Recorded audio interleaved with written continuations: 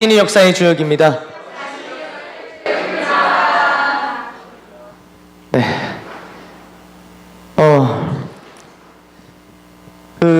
여러분 어렸을 때 통금 시간 있었나요? 통금 시간.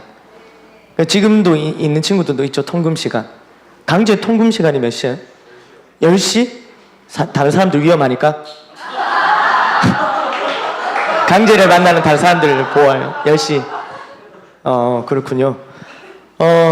통금 시간, 이렇게, 우리 또 이 부분은 자매분들이 또 이렇게 또 예민할 수 있는데, 어떻습니까? 통금 시간. 우리 어른들은 제가 지금 통금 시간이라고 얘기할 때 국가에서 대대적으로 하는 통금 시간을 생각하시면 안 됩니다. 나라적으로 한 통금 그거 말고요.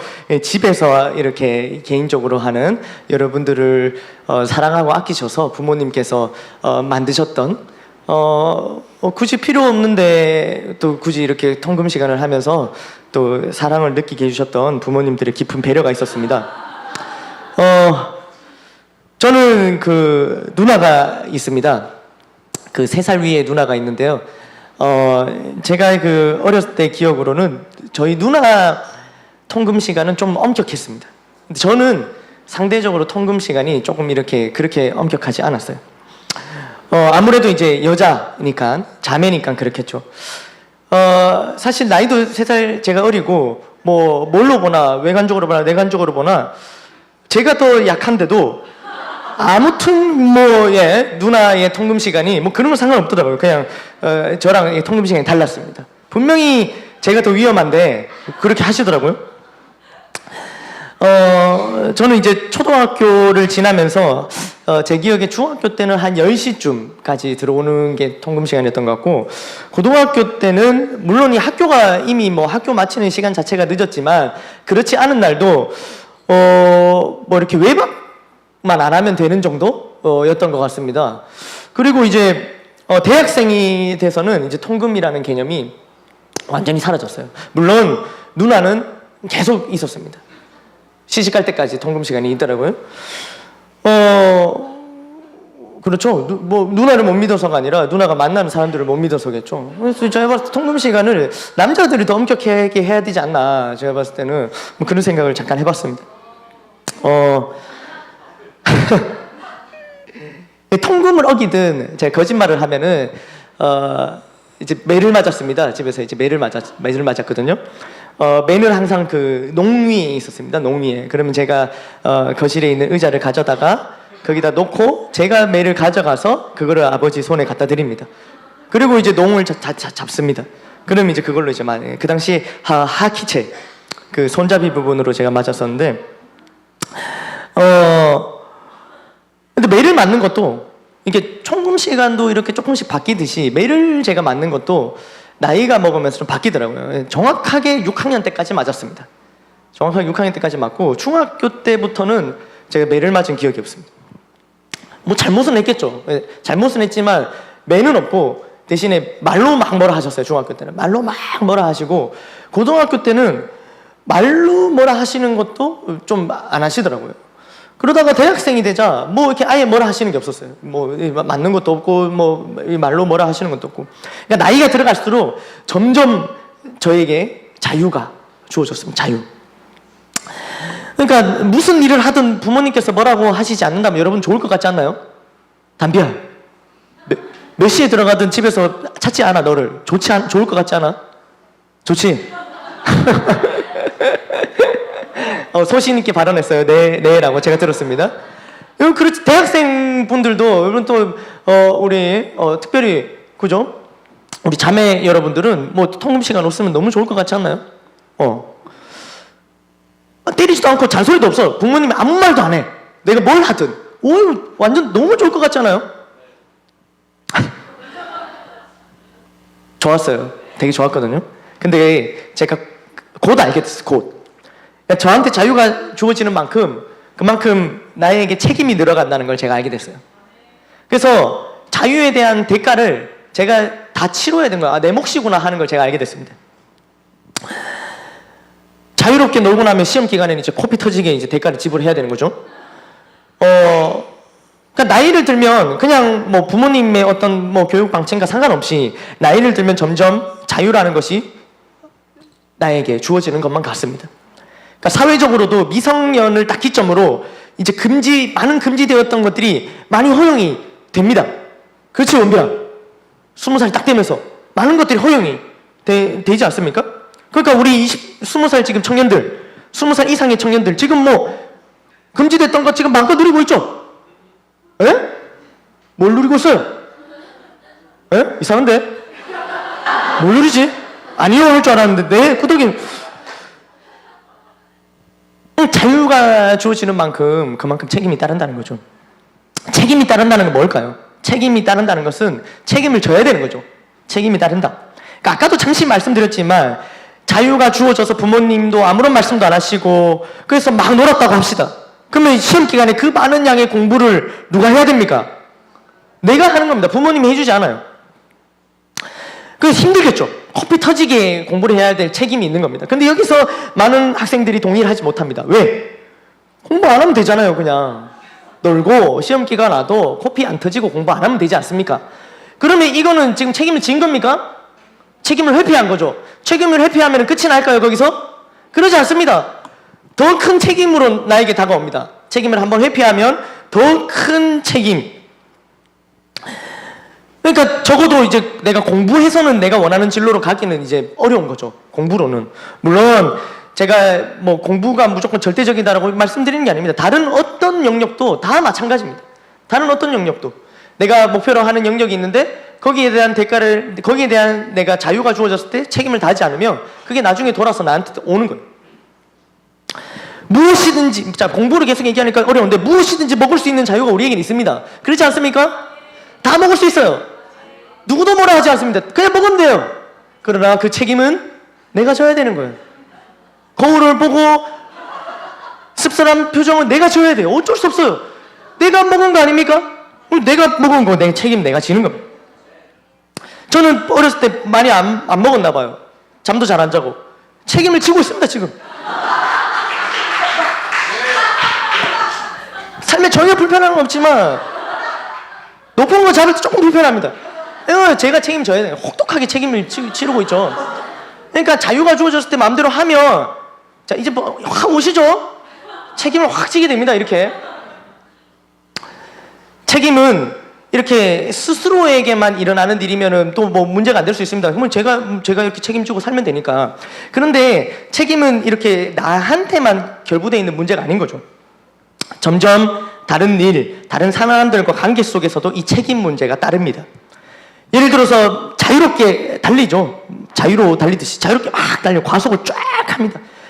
그러다 사고가 팍 나요. 그러면 그 과속에 대한 대가를 책임을 져야 되는 거예요.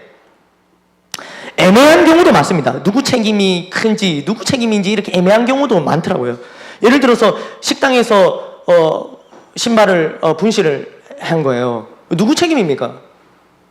식당 책임입니까? 고가의 신발을 신고 간 내 책임입니까? 아니면 남들이랑 신발 사이즈가 비슷한 내 책임입니까? 식당 책임 누구 책임입니까? 이거 애매한 책임 문제가 있습니다. 택배가 분명히 배달이 되는데 분실이 됐어요. 누구 책임입니까? 택배 기사 아저씨 책임입니까? 뭡니까? 맨날 택배를 시키는 내 책임입니까? 뭐예요? 가서 직접 좀 사지. 또 어떤가요? 이런 여러 가지 이런 책임 부분이 애매한 부분들이 있습니다. 그래서 이 책임 문제를 따지기 위해서 법이 존재하죠, 법이.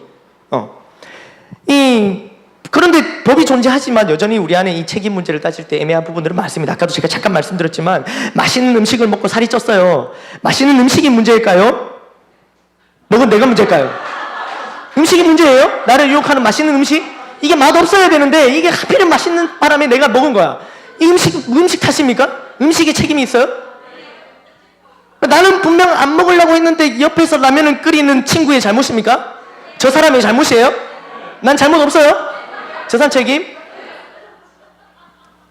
아니면 나는 진짜 안 먹으리라 다짐을 했는데 TV에 너무 맛있게 먹을 수밖에 없이 이렇게 먹는 그 먹방 그런 거 책임입니까? 도대체 누구의 책임일까요? 이 정말 애매합니다. 이거 누구 책임이에요? 이렇듯 나이가 들어감에 따라 사회적 위치에 따라 자유와 함께 책임져야 할 일들이 늘어갑니다. 책임져야 할 일들. 그러니까 돈을 받는 직장에 들어가면 또 다른 책임이 주어집니다. 돈을 받는. 그러니까 이 돈을 받는 직장에 들어가면 학생 때와는 비교할 수 없는 이 책임이 확 주어집니다. 상대적으로 이제 좀 더 자유롭게 보이는 사업을 하는 경우는 어떨까요? 직원이 아니고 사업을 한다. 그러면 그만큼 더 자유롭긴 하겠죠. 사업을 하니까. 그러나 그 더 주어지는 자유만큼 더 큰 책임이 따르게 됩니다. 사업하는 사람 입장에서는. 결혼을 해서 가정을 이루게 되면 또 다른 완전히 다른 차원의 책임이 생깁니다. 가정이 생기면. 또 가장이 되고 아이가 생기면 이 책임져야 할 영역들이 더 커집니다. 이제 아이들이 학업을 책임지는 영역에서 점점 이제 뭐 늘어나는 거죠. 참 어깨가 점점 무거워질 수밖에 없어 보입니다. 여기 계신 여러분 모두 한 주간 자신의 삶의 영역에서 책임을 다 한다고 정말 고생하셨습니다. 아멘. 너무 고생하셨는데 우리 서로 박수 한번 하겠습니다. 네, 학생들 시험 기간에 지금 있는데 시험 기간에 여전히 있는데 나도 그래요. 시험 기간에 있는데 거기서 또 책임을 다 한다고. 또 우리 어른들은 아빠는 아빠대로 엄마는 엄마대로 뭐 다 청년들은 청년대로 얼마나 그 책임, 삶에 대한 그 책임을 다한다고 고생하신지 모릅니다.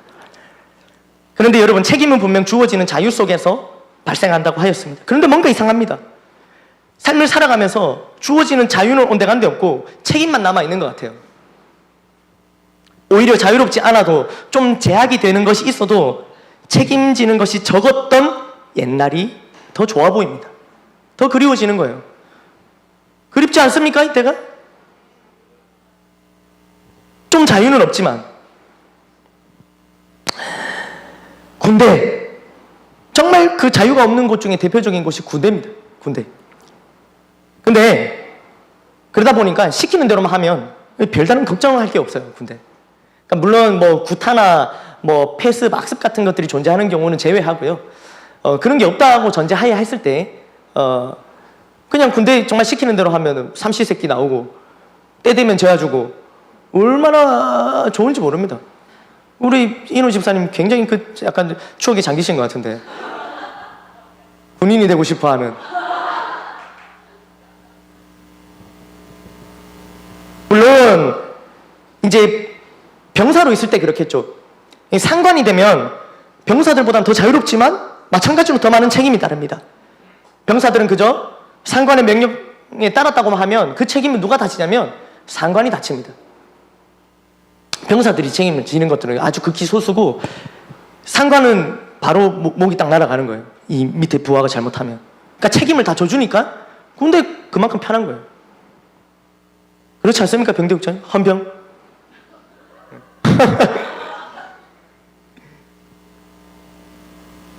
오늘 본문에도 책임에 대한 부분이 나옵니다. 오늘 본문을 한번 보도록 하겠습니다. 오늘의 본문은 예수님께서 본격적으로 사역을 시작하시는 중에 있는 장면입니다. 병든 자를 고치시고 바닷가에서 가르치셨어요. 바닷가에서. 근데 가르치실 때 조금 예수님께서 독특하게 이렇게 물 있는 육지에 있고 예수님은 이 배 위에 이렇게 올라가셔갖고 물 위에 배 위에 이렇게 둥둥 떠 이렇게 해서 가르치신 거예요. 이렇게 단상이 없으니까 배 위에 올라가신 것 같아요. 그리고 하도 밑에 있으면 하도 옷자락 당겨 쌓고 만져 쌓고 하니까 거기 올라가신 것 같기도 하고. 근데 이제 뭐 상당히 흔들렸을 텐데 예수님 거기서 뭐 우리가 잘 아는 밭의 비유 있지 않습니까? 돌박, 가시박 그런 비유도 거기서 다 이렇게 가르치신 거예요. 비유로. 여기서 우리 예수님의 깨알 같은 엄청난 균형 감각을 우리가 느낄 수 있습니다. 아무튼 예수님께서는 날이 저물 때에 제자들에게 저편으로 건너가자 하십니다. 이 가르침이 끝난 후에 5장 35절입니다. 다 같이 읽어볼까요? 시작.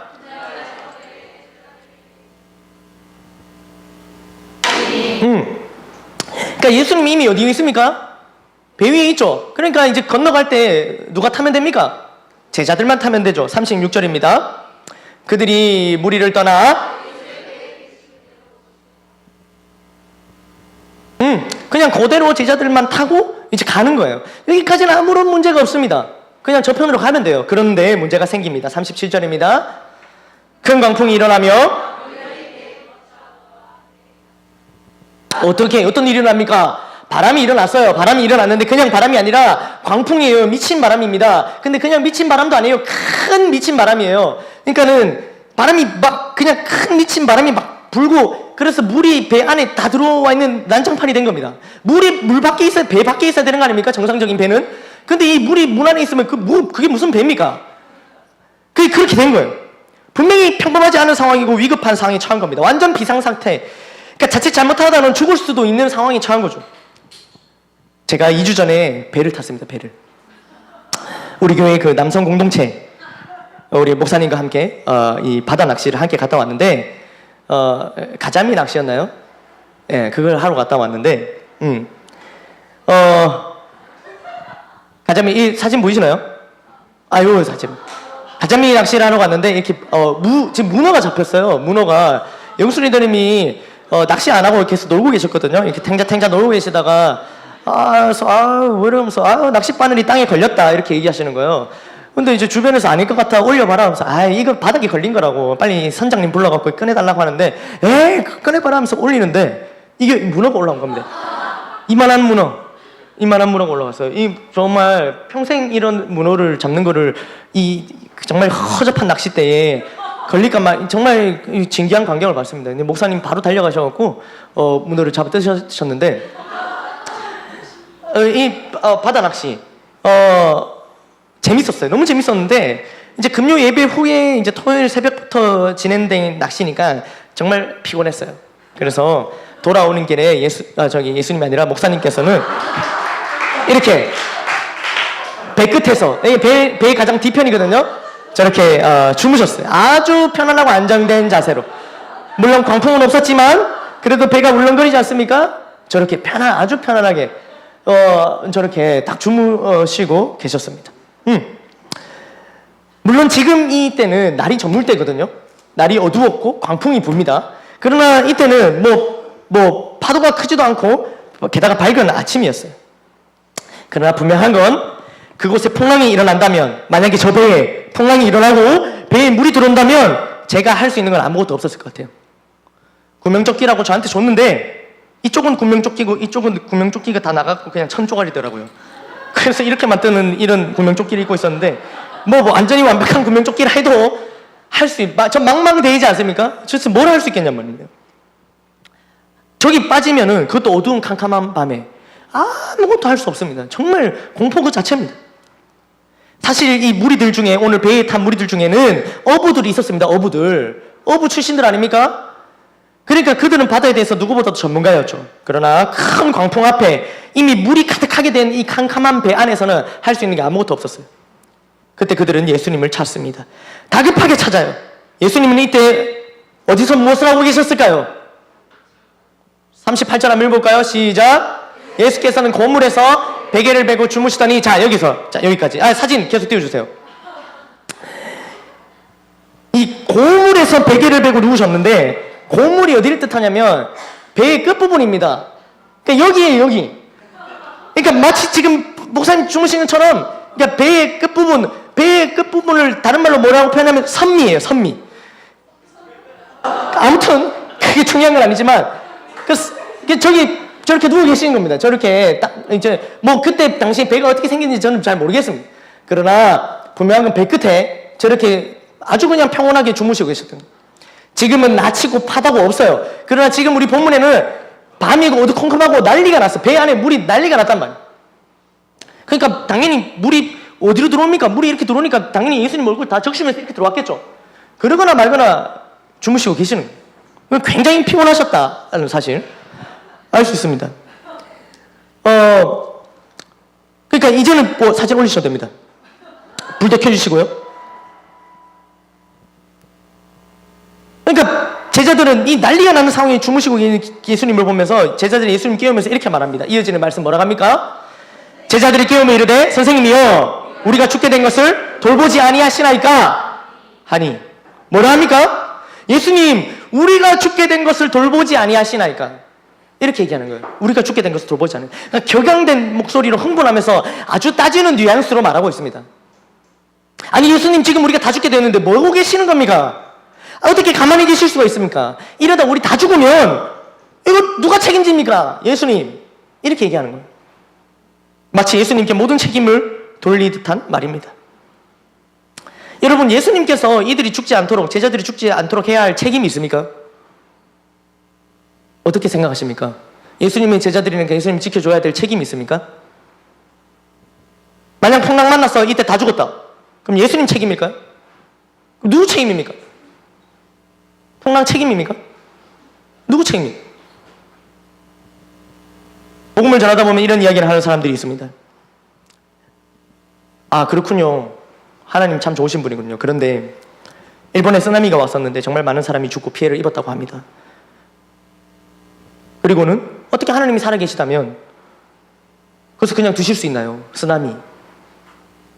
또 아프리카 기아들이 영양실조로 지금도 죽어나가고 있습니다. 하나님이 살아계시다면 어떻게 그들을 그냥 두실 수 있습니까? 이런 말들을 종종 듣습니다. 물론 이렇게 말하는 사람들은 대부분 이들을 위해서 아무것도 하고 있지 않습니다. 그런데 여러분, 하나님께서 모든 사람들을 살리셔야 하는 책임이 있으실까요? 하나님 모든 사람을 살리셔야만 하는 책임, 그게 하나님께 있을까요? 답부터 말씀드리면 없습니다. 하나님은 사람들을 살려야 될 책임과 의무가 없으시다. 오늘날 우리는 하나님의 은혜와 사랑으로 구원을 받았습니다. 아멘, 아멘.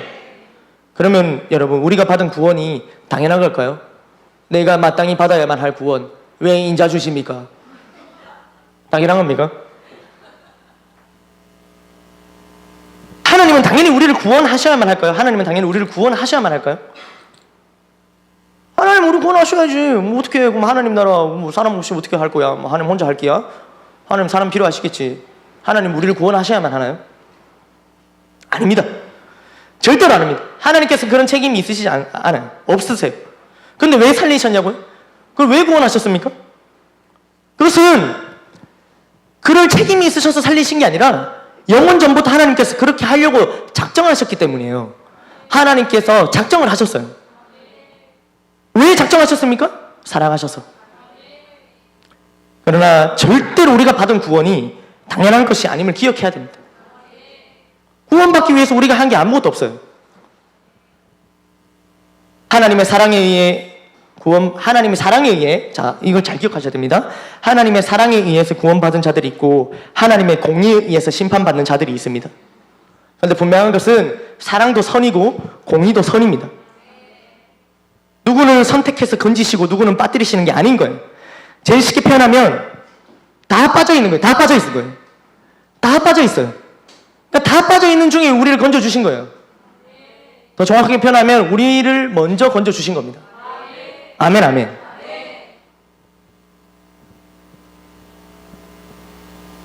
우리는 구원에 대해서는 물론이고 그 어떤 것에서도 하나님께 책임을 물을 수 없습니다. 그런데 종종 우리는 이렇게 말합니다. 다급한 상황 가운데, 내 뜻대로 흘러가지 않는 상황 가운데 하나님을 원망하기도 합니다. 하나님 이렇게 해주셨어야죠. 하나님 살아계신데 왜 이렇게 하십니까? 이렇게 얘기하기도 합니다.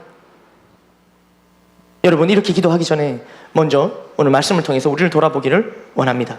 아멘. 그럼 우리는 책임을 다하고 있나요? 건진받은 자로서, 구원받은 나로서의 책임을 다하고 있나요?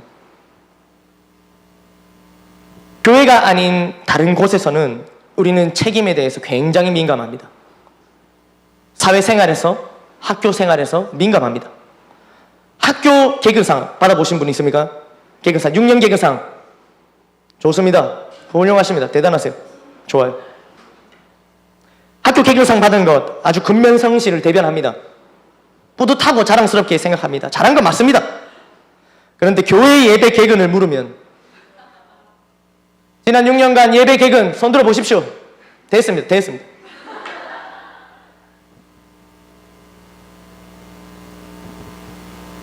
뭔가 모르게 잠잠합니다. 학교 개근은 매일 가는 거 아닙니까? 옛날에는 개근하기 더 어렵죠. 토요일까지 학교 가니까. 근데 오늘날로 쳐서 5일 학교 간다고 칩시다. 그냥 5일 5번 이제 학교 등교하는 거 쉽지 않죠. 그런데 교회 개근은 며칠입니까? 주일 예배, 5일 열정 예배, 금요 예배, 셀가족 예배, 날짜로는 3일, 4번의 예배. 학교보다 작죠? 그러니까 회사에는 피해와 지장을 줄 수 없다며 아파도 출근하지 않습니까? 굉장한 책임감이 있습니다. 좋습니다. 맞죠? 교회는 조금만 아프면 빠질 생각부터 하지 않습니까? 물론 여러분들이 다 그렇다고 얘기하는 거 아닙니다. 질리신다면 책임지지 않습니다. 학교 스케줄, 회사 스케줄 잘 지키는 것 정말 중요합니다. 책임감 있게 직장과 학교 생활 해야 되죠. 가정도 마찬가지입니다. 절대 회사나 학교 생활을 책임감 없이 하라는 말이 아닙니다. 절대로 아닙니다. 다만 주님의 몸된 교회와 스케줄이 겹칠 때 책임이라는 명목으로 항상 학교, 회사를 선택하지 않습니까? 우리는 다음날 중요한 일이 있으면 빨리 쉽니다. 그렇지 않습니까? 다음날 중요한 일이 있으면 빨리 쉬죠. 그래서 일에 최대한 지장이 없게 하려 합니다. 잘하는 것이며 책임감 있는 행동입니다. 그렇게 해야죠. 다음날 중요한 일이 있으면 그렇게 하는 게 맞습니다. 일찍 쉬고 컨디션 관리해야죠. 그런데 다음날 예배가 있다면요? 셀가족 모임이나 행복 모임을 위해서 스케줄이나 컨디션을 조절하신 적이 있나요? 가정에서도 직장과 학교에서도 어디에서도 책임감 없는 경우에 사람들이 간혹 있을 수 있죠. 그런 경우는 말하지 않겠습니다. 그러나 지금 말씀드리는 부분은 교회가 아닌 다른 영역에서 다른 부분에서는 정말 탁월하게 책임감 있는 모습을 보이지만 유독 교회에서는 아닌 분들에 관해서 말씀드리는 겁니다. 그러다 정작 풍랑이 불 때, 우리 인생의 배에 물이 들어올 때, 우리 힘으로 아무것도 할 수 없는 상황이 오면, 위기가 오면 주님께 책임을 돌리면서 그때 주님을 찾으면서 말입니다. 근데 여러분, 그래도 이렇게라도 주님을 찾는 게 낫습니다. 사실 염치불구하지만 이렇게라도 주님을 찾는 게 나아요. 오늘 이 본문, 이 배에서의 상황이 지나고 바다 위에서 한 사건이 더 일어납니다. 이때에는 배 안에 주님은 계시지 않고 무태서 바람 만나서 노젓는 제자들을 보고 계세요. 그리고 그대로 바다 위로 걸어서 그들에게 가세요. 바다 건너는 예수님 사건. 제자들은 순간 유령인가 하여 소리를 딱 지르죠. 오늘 본문에 나오는 만큼의 광풍을 만난 건 아니지만 바람 만난 그들은 주님을 찾지 않습니다. 주님이 배 안에 안 계신다고 생각하니까 그렇습니다. 주님이 다시 다가오시자 오히려 유령이라고 두려워하면서 소리 지릅니다. 주님과 함께한 시간은 지금 오늘 본문보다 예수님께서 바다 위로 물 걸어간 이 사건이 주님과 함께한 시간이 더 길었습니다.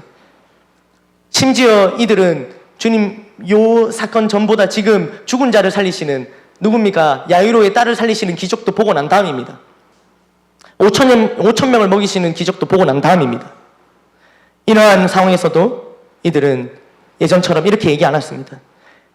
바람이 불고 뭔가 유령이 다가올 때 주님 어디 계십니까? 어찌 유령에게 당하게 내버려 두십니까? 이렇게 말하지 않았습니다. 주님을 찾지 않았어요. 그냥 두려워하고만 있습니다. 그 부분 한번 읽어볼까요? 47절부터 시작. 무태 계시다가 바람이 거스름으로 제자들이 힘겹게, 자, 이 바람이 지금 분 겁니다. 그래서 제자들은 힘겹게 노를 젓고 있습니다. 보시고 밤 사경쯤에 바다 위로 걸어서 그들에게 오사 지나가려고 하심에 제자들이 그가 바다 위로 걸어오심을 보고 유령인가 하여 소리 지르니 그들이 다 예수를 보고 놀랍니다. 이에 예수께서 곧 그들에게 말씀하여 이르시되 안심하라 내니 두려워하지 말라 하시고, 두려워하지 말라, 그러니까 두려워했던 거죠. 배에 올라 그들에게 가시니 바람이 그치는지라 제자들이 마음에 심히 놀라니 이는 그들이 그 떡 떼시던 일을 깨닫지 못하고 도리어 그 마음이 둔하여졌음이로라. 아멘. 힘겹게 바람이 부는데, 아까는 지금 광풍이 불었을 때 주님 바로 깨우고 찾지 않았습니까? 근데 지금 상황은 바람이 부는데 주님 찾지 않습니다. 그냥 힘겹게 노져갖고 나름대로 알아서 해보려고 그래요. 힘겹게 노를 지어요. 그리고 두려워하지 말라고 예수님이 말씀하시는 거 봐서는 두려워하고 있습니다. 근데 뭐 이렇게 또 생각하시면 예수님 때문에 두려워했을까요? 예수님이 안 걸어왔어도 이들은 두려워하지 않았는데 아닙니다. 그 밤에 바람이 불면 두렵습니다. 그냥 옷깃만 스쳐도 유령이 아닌가 생각이 듭니다. 어두컴컴한 가운데 그 바다 한가운데서 바람이 분다고 생각해 보십시오.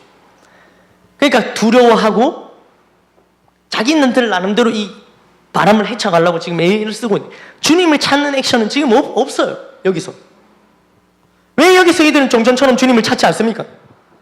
지난번에는 큰 광풍이었고 그 큰 광풍도 잠잠케 하셨는데 이들은 지금 바람 앞에 힘겹게 노만 젓고 있습니다. 두렵고 힘들지만 주님을 찾거나 주님께 책임을 돌리고 있지도 않습니다. 문제는 종전보다 심각하진 않지만 이들의 태도는 더 심각합니다. 그 이유를 오늘 본문은 말씀에 그 마음이 둔하여졌음이라 라고 표현하고 있습니다. 주님과 함께 한 시간이 그때보다 더 많은데, 더 많은 기적을 보았는데, 더 많은 가르침을 받았는데 마음이 둔하여진 겁니다. 주님을 잘못 알고 있는 이들의 모습을 볼 수 있습니다. 주님은 언제나 어디서나 함께 하십니다. 아멘. 여러분 생각해 보십시오. 앞서 말씀에서는 주님이 배 안에는 계셨지만 눈을 감고 계셨어요. 배 안에서 눈 감고 있는 상황과, 자, 두 번째 상황은 주님이 배 밖에 계셨지만 눈 뜨고 제자들을 보고 계셨어요. 여기 보시면 몇 절입니까? 자, 몇 절에 주님이 보고 계시다고 나오죠? 도와주세요. 자, 여기 보십시오. 48절에, 6장 48절에 제자들이 힘겹게 노젓는 것을 보고 계시고, 그러니까 배 안에서 눈 감고 있는 거랑 배 밖에서 예수님이 딱 지켜보고 있는 거랑, 자, 어느 상황이 더 안전합니까? 뭐 둘 다 안전합니다, 사실. 근데 우리가 심리적으로, 그죠? 그러니까 주님은 항상 함께 하고 계신 거예요. 보고 계신 거예요. 아멘, 아멘. 그런데 왜 주님을 찾지 않습니까? 주님이 함께 하시다고 생각하지 않아서입니다. 주님이 보고 계신다고 생각하지 않아서요. 그러니 혼자서 그 일을 해결하려 합니다. 내 일이니까, 난 책임감이 있는 사람이니까 내가 책임져야지 하면서 주님을 찾지 않습니다. 두려우면서도, 걱정되면서도, 힘겨우면서도 주님을 찾지 않습니다. 말씀을 맺겠습니다. 여러분, 우리 인생 배 안에 예수님이 계십니까? 내 인생의 배 안에 예수님 계십니까? 흐릿한데요? 우리 인생의 배 안에 예수님 계십니까? 아멘. 그렇다면 주님을 찾으십시오. 오늘 본문에는 하나님께서 인간의 몸을 입고 오셨기에 주무셨지만 하나님은 졸지도 주무시지도 않으세요. 시편 121편 4절 말씀에 분명히 그렇게 말씀하고 계세요. 이스라엘을 지키시는 이는 졸지도 아니하시고 주무시지도 아니하시로다. 그러니 우리는 주님을 깨울 필요는 없습니다. 이제 그냥 주님을 찾으면 돼요. 주님을 부르면 됩니다. 주님이 우리를 항상 보고 계시다는 것을 믿으십니까? 그렇다면 주님을 찾으십시오. 우리 찬양도 하지 않습니까? 오 주님, 당신은 내 삶 구석구석 감찰하시며 나를 응원하시는 분. 나를 계속 보고 계십니다. 감찰하고 계시고 응원하고 계시고 내가 힘겨워하는 걸 보고 계신단 말이에요. 우리가 찾으면 돼요. 그냥 주님은, 다시 한번 말씀드리지만, 주님은 우리를 보호하실 책임, 우리를 구원하실 책임이 있으신 것은 아니지만 하나님께서 책임지시기로, 구원하시기로 영원전에 작정을 하셨습니다. 그러니까 우리는 모두 맡겨도 되는 겁니다. 그러니까 책임져 달라고 해도 되는 거예요. 아멘, 아멘. 오늘 본문에 예수님께 책임을 미루는 제자들의 말에, 이거 예수님 이게 뭡니까? 다 죽게 됐어요. 예수님 이게 뭡니까? 하고 책임을 예수님께 전하는 그 제자들의 말에 예수님은 별 말씀 안 하시고 바로 책임져 주십니다. 오늘 본문에 뭐라고 하십니까? 잠잠하라, 고요하라. 오직 예수님만이 하실 수 있는 그 일을 책임져 주시는 거예요. 예수님은 항상 그러셨어요. 십자가를 지심으로 이미 모든 책임을 다 하셨어요. 오늘 우리 인생에 풍랑이 있습니까? 주님을 찾으십시오. 맡기십시오. 주님께서 우리 인생에 찾아온 어떠한 문제든 우리 인생에 찾아온 문제에다가 주님께서 이렇게 얘기하십니다. 잠잠하라, 고요하라. 주님께 삶 전체를 맡기는 것, 책임져 달라고 기도하는 것, 인생의 모든 문제를 온전히 맡기는 것은 나의 자유를 포기하고 주님 안으로 들어가는 겁니다. 군대 상관이 아무나 다 책임져 주는 거 아닙니다. 자기 소속 부하들만 책임져 주는 거예요. 자기 소속 부하들만. 주님께 맡긴다는 것은 주님께 온전히 소속되겠다는 말이에요. 교회도 마찬가지입니다. 우리가 교회에 온전히 소속될 때 주님의 몸된 교회의 안전한 테두리 안에서 거하게 되는 겁니다. 자유가 빼앗기는 것 같지만, 주님 안에 속할 때, 교회 안에 속할 때 자유가 빼앗기는 것 같지만 절대 그렇지 않습니다. 주님 안에서 진정한 자유를 누리는 겁니다. 불가능하지만 우리는 종종, 이것이 불가능함에도 우리는 종종 이렇게 얘기합니다. 주님, 잠시 제 배에서 내려주시겠습니까? 죄 좀 짓고 오겠습니다. 죄와 손잡으려 하는 거예요. 주님을 배에 태우고 죄를 지을 수 없으니까. 자유와 일탈을 꿈꿉니다. 예배 한번 째볼까? 그러나 이것이 얼마나 위험한 것인지는 당사자만 몰라요. 주님과 함께 하는 것이 주님 품이 가장 안전합니다. 이곳이 가장 안전합니다. 평안함과 안전이 보장되지 않은 자유는 자유가 아닙니다. 자유롭게 북한에서 한번 뛰어놀아 보십시오. 자유로울까요? 주님 안에서 누리는 자유, 서두에서도 말씀드렸지만 자유를 누린다는 말은 결코 아무것도 안 해도 된다는 말이 아닙니다. 그만큼의 책임이 있는 겁니다. 아멘, 아멘. 영생을 얻은 우리는 생명 문제에 자유합니다. 영생을 얻은 우리니까 생명 문제에 자유하지 않겠습니까? 그렇다고 해서 우리의 생명을 함부로 사용해도 된다는 뜻이 아닙니다. 영원한 생명을 주신 주님의 뜻대로 책임감 있게 살아야 됩니다. 삶을 낭비해서는 안 됩니다. 우리의 삶은 청지기의 삶입니다. 맡은 것들이 있단 말이에요. 책임져야 하는 것들이 있습니다. 우리 모두가 달란트를 받았어요. 묵히고 있으면 안 돼요. 가만히 있으면 안 된다고 주님은 분명히 말씀하셨어요. 달란트 받아서 가만히 있으면 안 된다고 분명히 말씀하셨어요. 달란트 받은 채로 가만히 있으면 나중에 주님께서 약하고 게으름종아 이런 평가를 받고 어두운 데로 쫓겨납니다. 1달란트, 1달란트 받았던 종을 기억해야 됩니다. 우리가 주님께 책임져 달라고 말할 수 있는 건 오직 하나님의 은혜와 사랑입니다.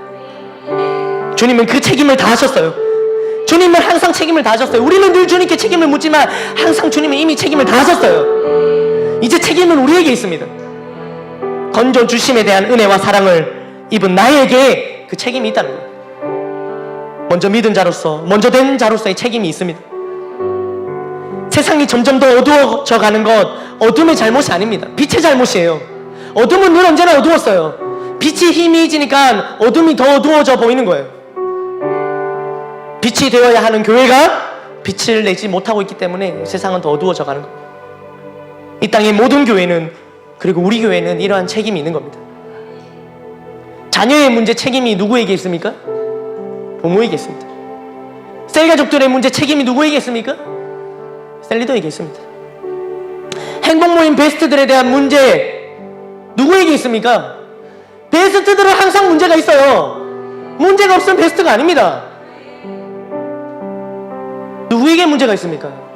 행복모임 인도자에게 있습니다. 그 행복모임 팀원들에게 있단 말이에요. 그 책임이 그들에게 있습니다.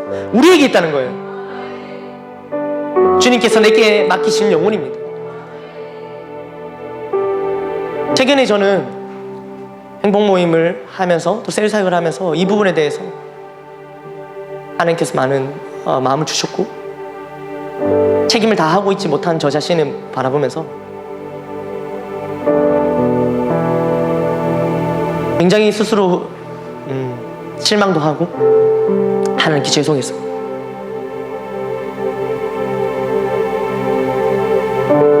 기도해야 될 책임, 기도로 영혼들을 주님께 맡겨야 할 책임, 한 영혼을 천하보다 귀하게 볼 수 있을 때까지 가치관의 변화가 되어져야 할 책임, 이를 위해서 잘 훈련되어져야 할 책임, 성도는 훈련받아야 할 책임, 교회는 훈련을 해야 할 책임, 아무런 열정이 남아있지 않다면 열정을 회복해야 할 책임이 있는 겁니다. 열정이 없음을 그냥 방치하는 것도 책임 회피예요. 난 열정이 없어요. 그게 안 됩니다. 그 책임 회피예요. 나중에 책임은 그 물으실 겁니다.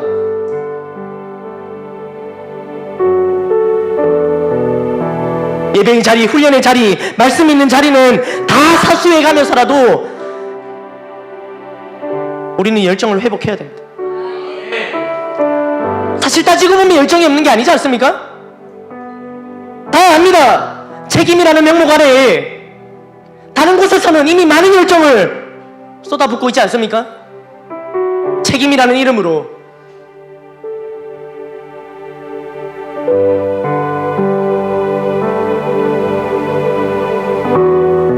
우리 가운데 주님의 도우심으로 이전에 큰 풍랑을 이겨내신 분들이 있습니까? 그렇다면 이 시간 사회적인 책임, 직장에서, 학교에서 내가 잘하고 있는, 잘해야지 하는 그 책임보다 하나님의 자녀로서의 책임을 돌아보기를 간절히 소망합니다.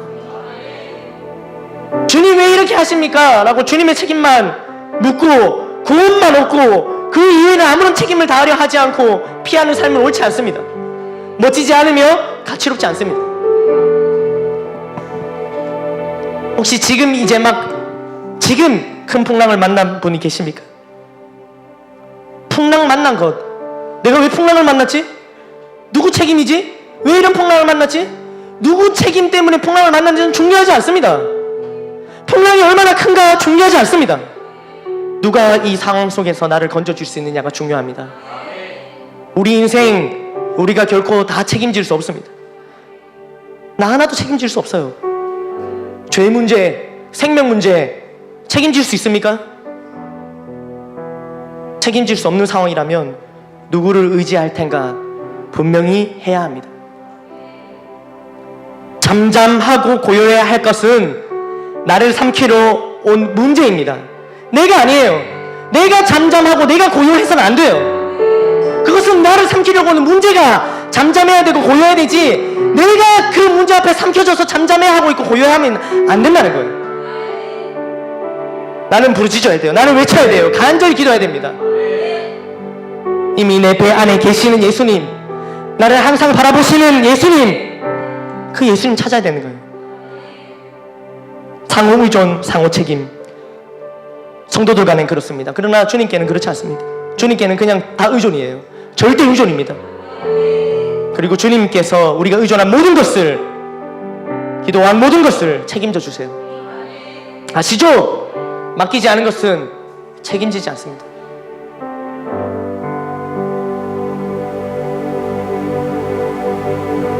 주님을 벗어나는 자유, 주님을 벗어난 자유, 우리는 필요하지 않습니다. 제가 어렸을 적 부모님께서는 왜 저에게 조금씩 자유를 주셨겠습니까? 그러면서 책임을 알게 하셨겠어요? 왜냐하면 언젠가 부모님 품을 완전히 떠나야 되잖아요. 그러니까 혼자 있어야 되잖아요. 그러니까 혼자서 할 수 있는 법들을 가르쳐야 되잖아요. 여러분들 아이들에게 밥 숟가락 뜨는 법, 왜 밥 숟가락 뜨는 거 가장 중요하게 가르칩니까? 우리 아이가 ABCD는 못해도 가서 숟가락질은 할 수 있어야 되는 거 아닙니까? 밥 먹는 건 책임질 수 있도록. 근데 하나님 앞에는 그럴 필요가 없다는 거예요. 하나님을 벗어난 자유는 필요 없다는 거예요. 왜 그렇습니까? 하나님은 영원토록 우리와 함께 하시기 때문에 우리가 하나님으로부터 독립하는 그런 건 없어요. 그러니까 그냥 계속 붙들려 있으면 됩니다. 끝까지 의지하시면 되는 거예요. 이제 독립하겠습니다 주님, 안녕히 계십시오, 그럴 필요가 없는 거예요. 혹시나 우리 자녀들, 아이고 야는 언제 커서 독립할고, 자녀가 독립하면 부모로서는 기쁘겠다, 이게 부모의 마음이구나 하면서 하나님 아버지도 이런 마음이겠지 하면서 독립을 꿈꾸십니까? 아버지 하나님 마음 편하게 해드리려고? 하나님 그렇지 않다는 거예요.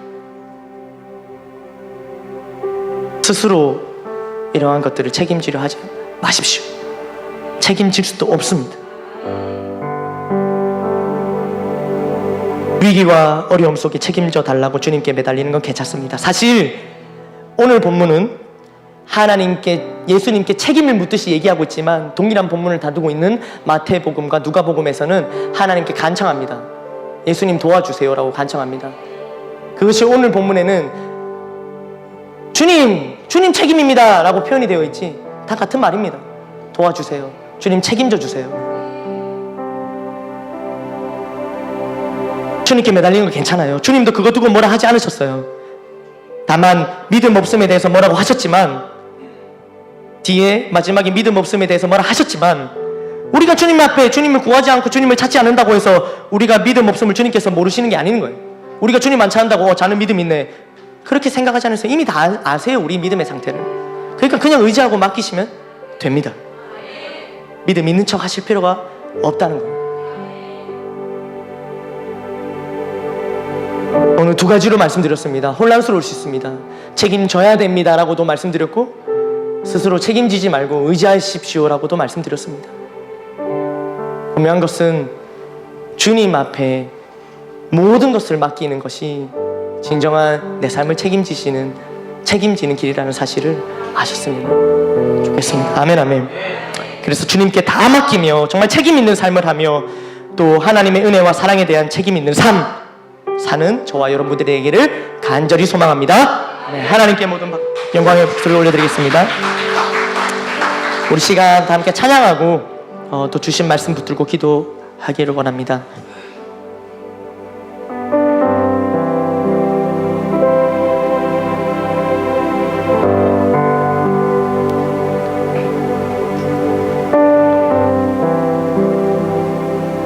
오 주님, 당신은, 우리 다 일어나셔서 할까요?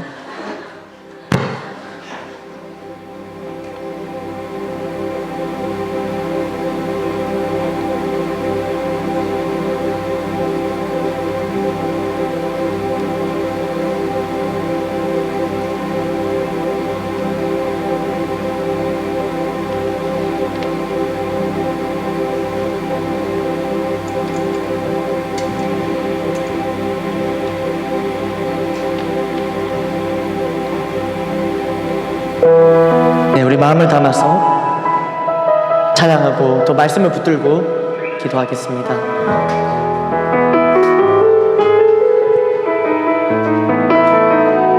오 주님, 당신은